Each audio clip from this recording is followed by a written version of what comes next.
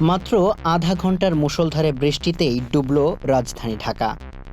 থমকে গেছে চেনা শহরের স্বাভাবিক গতি।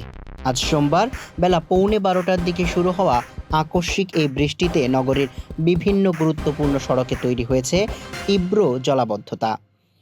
সবচেয়ে বেশি ভোগান্তি দেখা দিয়েছে ঢাকা ময়মনসিংহ সড়কে।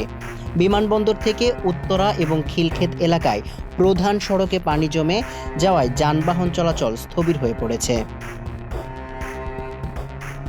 এছাড়া মিরপুর, কারওয়ান বাজার, ধানমন্ডি এবং পুরান ঢাকার বেশ কিছু নিচু এলাকায় হাঁটু পানি জমে গেছে। অর্থাৎ এমন জলজটে চরম বিপাকে পড়েছেন অফিসগামী মানুষ ও সাধারণ পথচারীরা। অনেক জায়গায় তৈরি হয়েছে দীর্ঘ যানজট।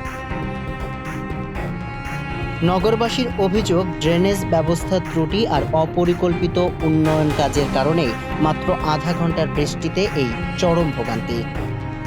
সামিউল ইসলাম, মানবকণ্ঠ।